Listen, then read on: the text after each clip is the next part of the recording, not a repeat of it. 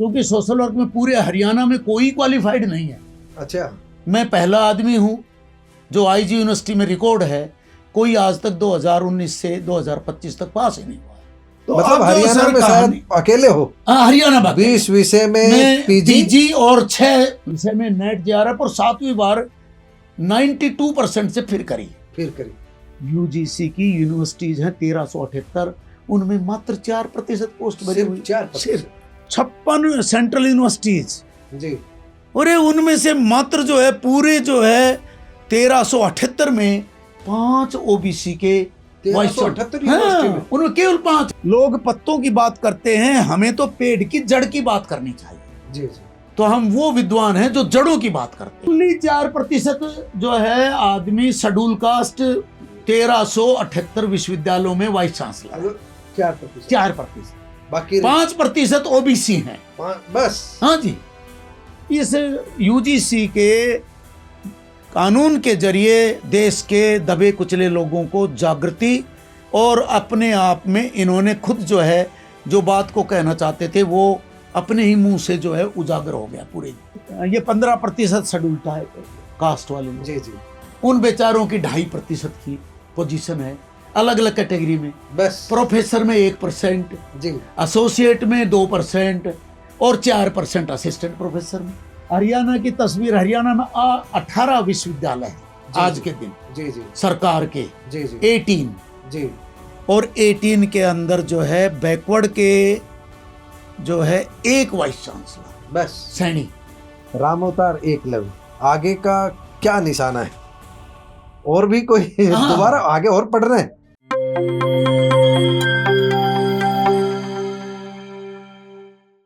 प्यारे दोस्तों, सादर अभिवादन। मैं हूं महेश कुमार वैद्य और आप देख रहे हैं एनजेपी हरियाणा। दोस्तों, पढ़ने की कोई उम्र नहीं होती, सीखने की कोई उम्र नहीं होती और डिग्री हासिल करने की ललक हो तो भी उम्र कोई बाधा नहीं बनती। हमारे साथ जो मौजूद हैं उनकी उम्र है 65 वर्ष और ये शख्स हैं रामअवतार एकलव्य। एकलव्य उपनाम से इनकी अच्छी खासी पहचान है। एलएलबी है और बहुत सारी डिग्रियां हैं। सरकार में उच्च पदों पर रहे हैं। सेवानिवृत्ति के बाद अभी भी सहायक प्रोफेसर के रूप में अपनी सेवाएं दे रहे हैं इंदिरा गांधी यूनिवर्सिटी मीरपुर में, और इसके साथ साथ इग्नू से अपनी पढ़ाई जारी रखे हुए हैं।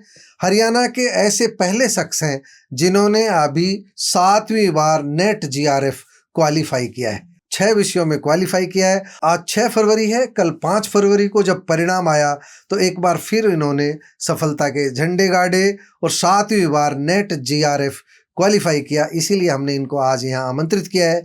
लेकिन चूंकि ये ओबीसी, एससी, अन्य अल्पसंख्यक वर्गों की बातें उठाते रहते हैं, उनके विषय में बात करते रहते हैं, उनके सामाजिक बदलाव के लिए, सामाजिक न्याय के लिए ये बात करते रहते हैं, तो सामाजिक न्याय पर भी इनसे बात करेंगे।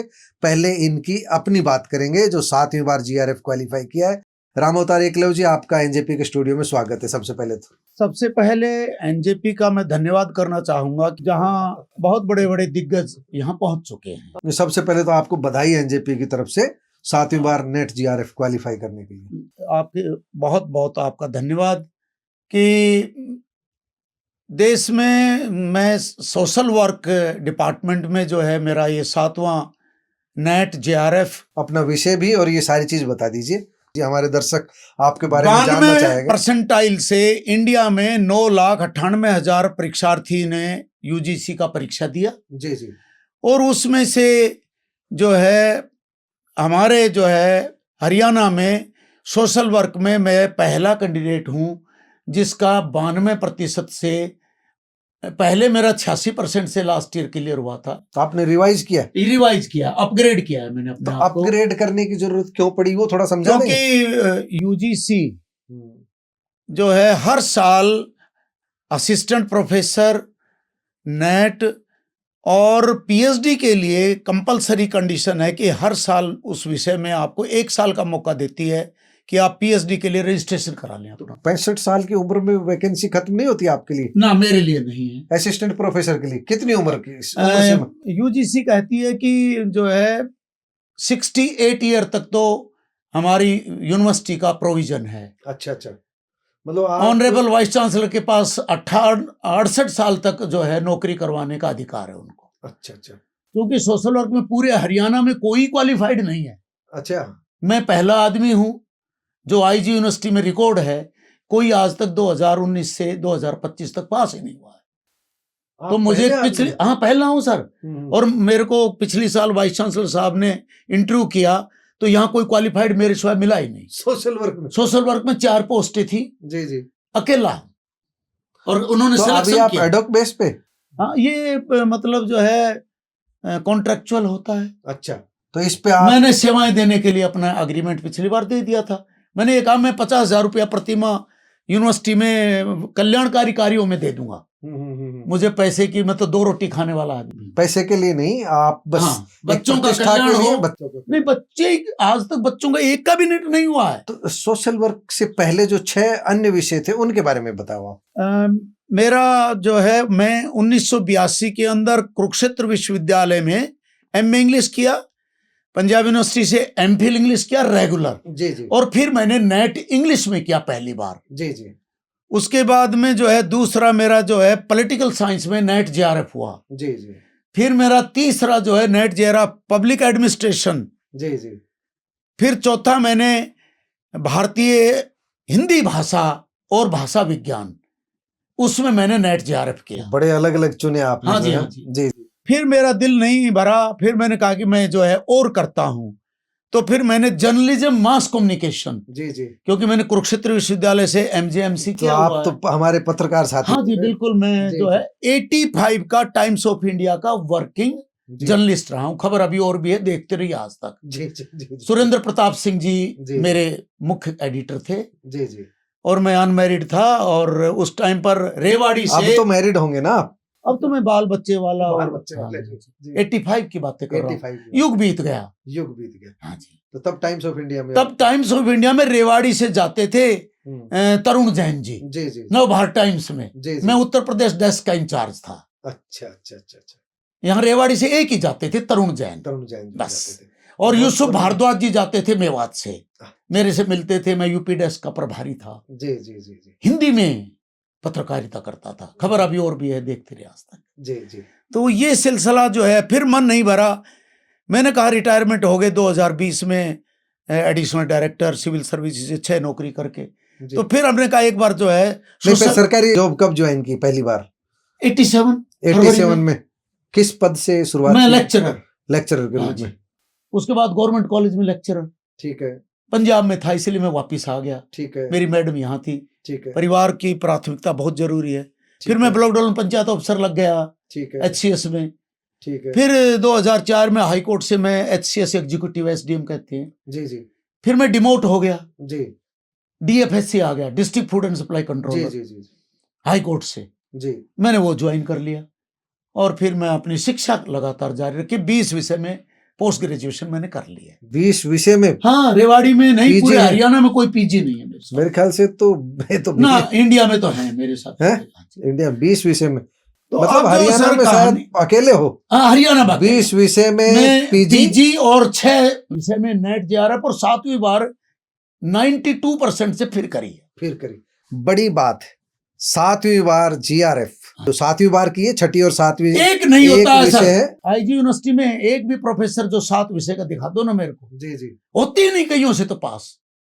तो 7 विषय में नेट क्वालिफाई जिस शख्स ने की हो और सरकार में उच्च पदों पर रहे हो, LLB छोड़ गए शायद आप? नहीं जी, LLB फर्स्ट क्लास फर्स्ट हो चुकी मेरी। LLB मैं रजिस्टर्ड एडवोकेट 2023 का पंजाब हरियाणा हाई कोर्ट का एडवोकेट हूँ। तो ये आपने, परंतु मैं एडवोकेसी प्रैक्टिसिंग जो है कर सकता हूँ। जी जी। परंतु मैंने विश्वविद्यालय में पढ़ाना ज्यादा अच्छा समझा। बच्चों को पढ़ाना। हाँ, बच्चों को। तो अपने परिवार के बारे में थोड़ा सा बता दें, आज इस मंच पे बैठे हैं तो।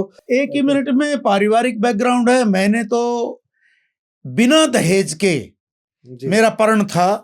मेरी पत्नी full professor and head of the department, MSc MPhil PhD NET, master in computer science, master in education, और class 1 full professor and head है गवर्नमेंट महिला कॉलेज रेवाड़ी में। अब क्या नाम है? डॉक्टर धीरज यादव। डॉक्टर धीरज यादव। और विदाउट डॉवरी मैंने कार्ड पे लिख दिया था, डू अवे विद डॉवरी। अपने जो हाँ, निमंत्रण पत्र निमंत्रण पत्र मेरे आज भी जिंदा हैं। मेरे father in law Rao Lal Singh, principal retired Thodwal वाले, जी जी, उनको बड़ा अच्छा लगा कि बिल्कुल मैंने लिख दिया। कितने भाई बहन हैं आप? हम 3 भाई हैं सर। आप बड़े हैं? हाँ, मैं बीच का हूँ। बीच के। चलिए, जो अब आपका जो इस सफरनामे पे बात करते हैं, ये आपके मन में जो मैं कई बार देखता हूँ, एक ओबीसी, एससी और माइनॉरिटी को लेकर के आप कई बार आवाज उठाते हैं कि इनके साथ भेदभाव हो रहा है। आपकी जो भेदभाव की जो तार्किक जो आपकी जो तर्क शक्ति है, वो किस आधार पर आप कहते हैं कि ओबीसी पिछले पायदान पर खड़ा है और कुछ लोगों की मुट्ठी में सत्ता है, कुछ लोगों की मुट्ठी में ताकत है? उसका ग्राउंड रिपोर्ट आप, जैसे अनौपचारिक चर्चा बाहर हो रही थी, वो हमको कैमरे पर बता दीजिए।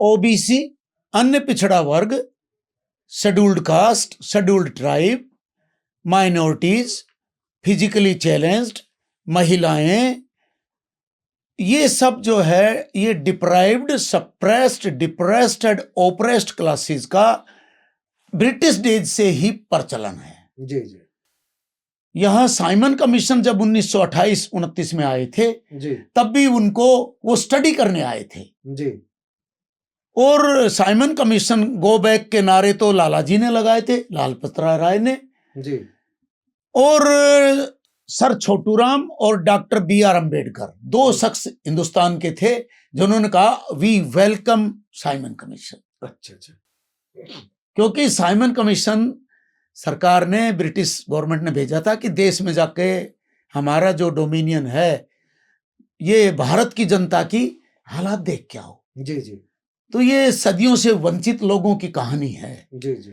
और इन वंचित लोगों को, जैसे अमेरिका में 1776 के अंदर अमेरिका आजाद हुआ, जी जी, वहां अफर्मेटिव प्रिंसिपल ऑफ लाइफ है। जी जी, आरक्षण कोई आरक्षण नहीं है। जी जी, भ्रांतियां दूर होनी चाहिए। जी, डॉक्टर बी.आर. अम्बेडकर ने ये भ्रांति दूर की कि जो है उचित प्रतिनिधित्व, अक्सर आप भी बात करते हैं, जी जी, अमेरिका में उसको अफर्मेटिव एक्शन के नाम से जाना जाता है। जी जी, तो जेफरसन नाम के जो सेकंड अमेरिका के प्रेसिडेंट थे, जी जी, जॉर्ज वाशिंगटन के बाद, जी जी, उन्होंने पूरे वर्ल्ड को बताया कि ए दुनिया के लोगों, अफर्मेटिव एक्शन, जो लोग पिछले निचले पायदान पे हैं उनको आगे लाओ, बराबर के पायदान पर लाना मानवता का काम है। जी जी, उस चीज को डॉक्टर अंबेडकर ने पढ़ा, जाना, जब वो कोलंबिया यूनिवर्सिटी गए, और वो चीज फिर हिंदुस्तान में उन्होंने लागू की। मतलब डॉक्टर अंबेडकर ने बहुत बड़ा काम किया। हाँ, बहुत बड़ा काम किया। अब जो स्थिति क्या है, जो अभी आप बता रहे थे,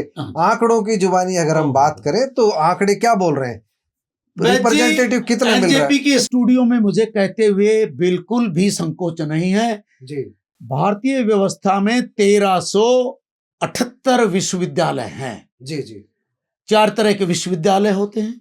एक सेंट्रल यूनिवर्सिटीज, जिनकी संख्या 56 है। जी जी, फिर स्टेट यूनिवर्सिटीज हैं 478। जी, उसके बाद में सेल्फ फाइनेंस यूनिवर्सिटी हैं और डीम्ड यूनिवर्सिटी है। जी जी, चारों ही भारत सरकार की नजरों में जी, मान्यता प्राप्त हैं। जी, उनमें आंकड़ों की दृष्टि से पूरे देश के अंदर एक तहलका मचा हुआ है जब से सुप्रीम कोर्ट का ये स्टे आया है, ये यूजीसी पर, यूजीसी वाला। अच्छा अच्छा, इस जनता को जगाने का ये हमारे जो श्रवण बंधु हैं, यूजीसी पर भी बात करेंगे। पहले इसको, श्रवण बंधुओं ने कितना जो है भारतीय जनमानस को जो दबा कुचला था उसको जगाने का अनायास ही प्रयास कर लिया।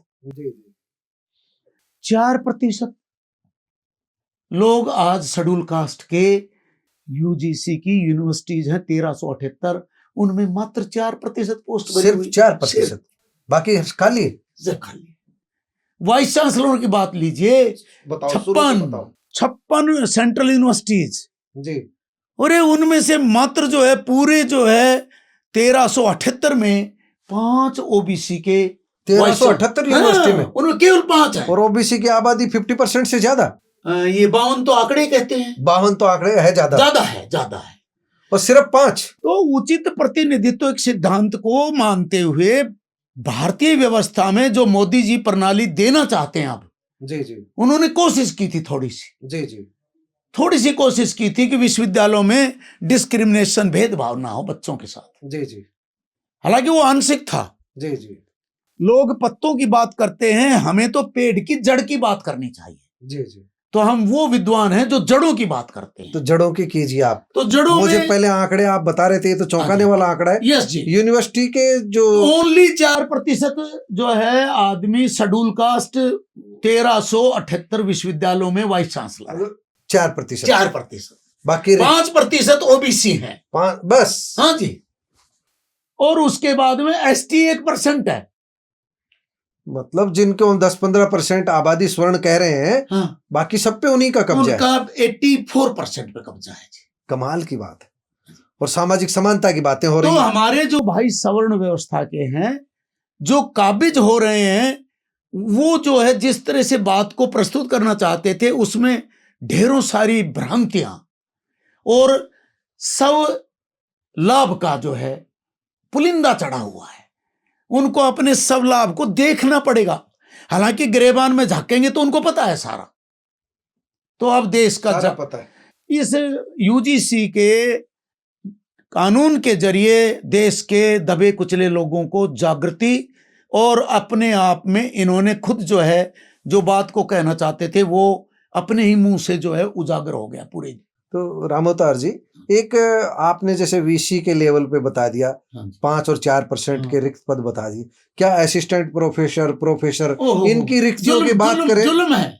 आप बता देंगे? है हाँ जी, आंकड़े? हाँ जी, आंकड़े बताइए। देखिए आपको जो है एसटी जो है जी, जिसको 7.5% भारत के संविधान ने दे रखा है जी, और मंडल 2 आया था जब से लागू हुआ है। जी, मंडल 2। जी, जी।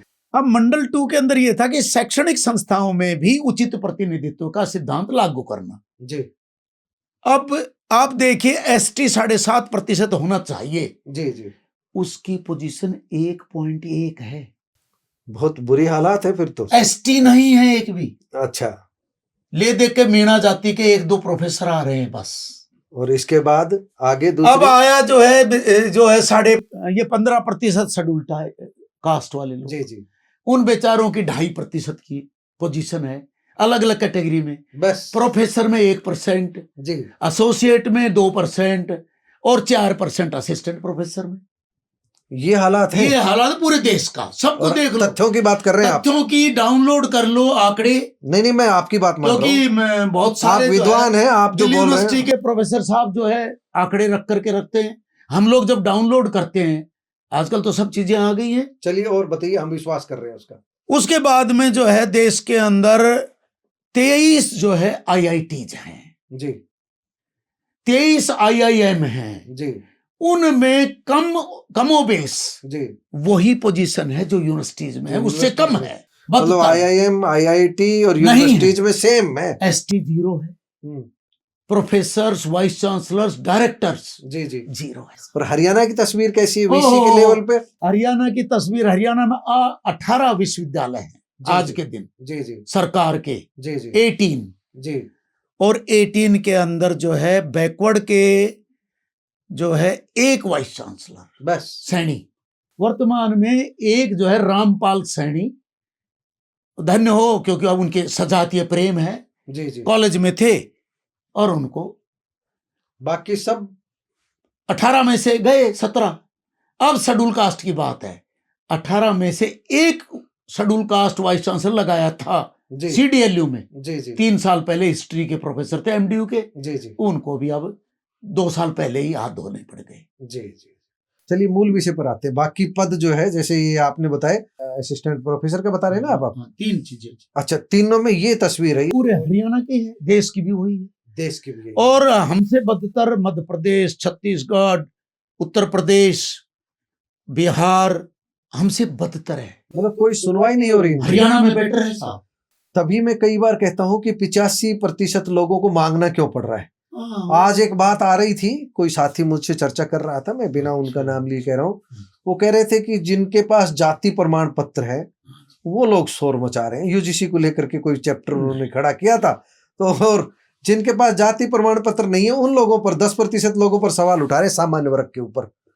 तो हमने कहा था संविधान शीशा है। जी, जी कोई कहने की जरूरत नहीं जी। आदरणीय मोदी जी भारतीय संविधान को अब लागू करने का मन बना रहे हैं। जी, जी क्योंकि ओबीसी वोट बैंक की भी पॉलिटिक्स है जी जी दक्षिण में जिस तरह से जाना जी है। जी जी तो उस चीज को लेकर के ये कुछ भेदभाव की धुंध छाटना चाहते थे जी जी। कि विश्वविद्यालयों में बच्चों के साथ प्रैक्टिकल में आप appointment यूजीसी में- पर आ रहे हैं, हाँ। मेरा सवाल भी यही है कि यूजीसी को लेकर के एक नए नियम बनाए गए, promotion of equity in higher education Higher institutions, हाँ, रेगुलेशंस 2026। बिल्कुल ये था 2026 के हाँ। इक्विटी के जो तो नॉर्म्स उस पर जो सुप्रीम कोर्ट ने हाँ, रोक लगा दी, हाँ। उस विषय में आपका नजरिया जानना चाहेंगे हम। आदरणीय सुप्रीम कोर्ट ने जो रोक लगाई है जी वो बहुत सारे विद्वानों की नजरों में न्यायोचित नहीं है, जी जी परंतु क्योंकि डेट लगी हुई है जी जी अब वो न्यायोचित क्यों नहीं है उसके ऊपर चर्चा कर सकते हैं। जी चर्चा करने का विषय बहुत ही जस्टिफाइड है, पूरा देश चर्चा कर रहा है कि जब तत्कालीन जस्टिस जो जी। वर्तमान में हमारे हरियाणा के ही मूल के चीफ जस्टिस ऑफ इंडिया बने हैं, 15 सितंबर 2025 को उन्हीं की जो डबल बेंच ने फैसला दिया, जी यूजीसी को गाइडलाइंस दी जी कि भाई आप विश्वविद्यालयों में जो डिस्क्रिमिनेशन है उसको दूर करने के लिए कमेटियों का गठन करें, इसलिए सरकार ने बनाई सुप्रीम कोर्ट के उनके आदेश डायरेक्शन पर। और एग्जैक्ट डेट देख लो 15 सितंबर 2025। जी जी ऑनरेबल वर्तमान के चीफ जस्टिस ने सूर्यकांत जी ने और उनकी बेंच ने जी जी फैसला दे दिया, यूजीसी के गले में फांस फंस गई। आनन फानन में 3-4 महीने का समय दे दिया। जी अब समय नजदीक गया, वो कुंभकर्णी नींद सो रहे थे यूजीसी वाले जी जी और नजदीक आ गई डेट, जी तो उन्होंने आदरणीय जो हमारे शिक्षा मंत्री जी हैं प्रधान जी ने कहा जो यूजीसी के चेयरमैन को जी वर्तमान बहन जी को जी जी तुरंत जो है वो लागू करना, हमको तो जवाब देना है। 15 जनवरी को जवाब सबमिट करना है जी जी सुप्रीम कोर्ट में। तो सरकार क्योंकि को मैं कैसे एक तारीफ वकील दे हूं। सकते हैं? मैं मतलब सरकार को कैसे तारीफ, ये तो सुप्रीम कोर्ट के आदेश पर हो रहा था जो भी कुछ हो रहा था। सुप्रीम कोर्ट नहीं, का आप ही मोदी किया सरकार हुआ- की पहल की तारीफ कर रहे हैं, पहल तो फिर सुप्रीम कोर्ट ने की थी, उन्होंने ही रोक लगा दी। वो उन्होंने रोक जो है बिना दूसरे पक्ष की जाने और अपने ही फैसले पर रोक लगा दी, अपने फैसले पर। बड़ी विडंबना सी है। जी जी क्योंकि टीवी मीडिया भरा पड़ा है, मैं वहां से सुन करके जी अखबारों में पढ़ के मैंने एक जजमेंट डाउनलोड करी जी जी 15 सितंबर वाली 2025 की, मतलब क्योंकि मैं वकील हूँ, जी जी रजिस्टर्ड, जी कानून का ज्ञाता हूँ, जी यूनिवर्सिटी का टॉपर रहा हूँ। जी जी तो ये चीज जो है मैं बताना चाहता हूं कि जो रोक लगी है वो भी एक टिप ऑफ द आइसबर्ग है, जी जी एक पत्ते को छेड़ने वाली बात है, जड़ को नहीं छेड़ा। जी विश्वविद्यालयों में विद्यार्थियों के साथ प्रैक्टिकल में भेदभाव होता है, नियुक्तियों में भेदभाव होता है, उनके साथ में जो है छेड़खानी होती है। चलिए, आपकी उपलब्धियों के दिन, उपलब्धियों के लिए आपको आमंत्रित किया और उपलब्धियों पर चर्चा के साथ साथ यूजीसी के नए नियम पर भी बात हुई और ओबीसी, माइनॉरिटी, एससी, एसटी को लेकर के भी बात हुई। अब थोड़ा सा एक बार फिर आपकी व्यक्तिगत जो उपलब्धियों की ओर लौटते हैं। रामअवतार एकलव्य, आगे का क्या निशाना है? और भी कोई दोबारा आगे और पढ़ रहे हैं? देखिए साहब, हमारे वेदों में लिखा है चरैवेति चरैवेति चरैवेति। जी जी जी क्योंकि मैंने वेदों का अध्ययन किया है जी इंग्लिश लैंग्वेज में, जी पंजाब यूनिवर्सिटी पटियाला मैंने 4 वेद पढ़ लिए। जी जी तो वो क्योंकि वो सारी चीजें हैं, तो जब तक 65 साल के हैं, स्वस्थ शरीर है, कोई निरोग काया है, अवगुण को पास नहीं आने देते। हमको कोई प्रलोभन जो है अपने रास्ते से मतलब ये करेंगे कि अब 65 वर्ष का जो टीचर भी है, स्टूडेंट भी है, वो टीचिंग भी कर रहा है और अभी कार्यरत विद्यार्थी टीचिंग भी कर रहा है और स्टडी भी कर रहा है। तो इसलिए जरूर जो है आगे जब तक 30 डिग्री ना हो जाए जी, अब विदेश, क्योंकि अब फ्री हैं, अब विदेशों में जाया करेंगे। ठीक है ठीक है ठीक है। तो अध्ययन जारी रहेगा जब तक शरीर और समाज, मन शरीर और मन साथ दे। और एक मन था कि अपनी गहराई यूनिवर्सिटी में जहाँ से पढ़े हैं वो इसमें थोड़ा सा योगदान दें, तो ऑनरेबल वाइस चांसलर अगर चाहेंगे तो उनकी सेवाएं फिर कर देंगे, कंटिन्यू रखेंगे। बहुत बहुत धन्यवाद रामअवतार एकलव्य जी। आपने दोस्तों राम अवतार एकलव्य की बातें सुनी, इनकी उपलब्धियों को देख करके ये टीचर भी है और स्टूडेंट भी, टीचर कम स्टूडेंट, राम अवतार एकलव्य कम पत्रकार कम वकील, बहुत सारी उपमाएं इनके साथ जुड़ी हुई है। आपने इनको सुना, इनके मन में ओबीसी SC ST का जो बैकफुट पर खड़ी है ये जातियां, इनको लेकर के जो दर्द उभर कर आता है वो आज नहीं कई बार उभर कर आता है। इनकी पीड़ा स्वाभाविक है। दोस्तों आपको राम अवतार एकलव्य की बातें कैसी लगी कमेंट बॉक्स में जाकर बताइएगा जरूर, अपनी राय जरूर दीजिएगा। आपकी राय हमारा हौसला बढ़ाएगी, आपकी आलोचना का भी स्वागत रहेगा और आपकी तारीफ का भी स्वागत रहेगा। धन्यवाद, नमस्कार।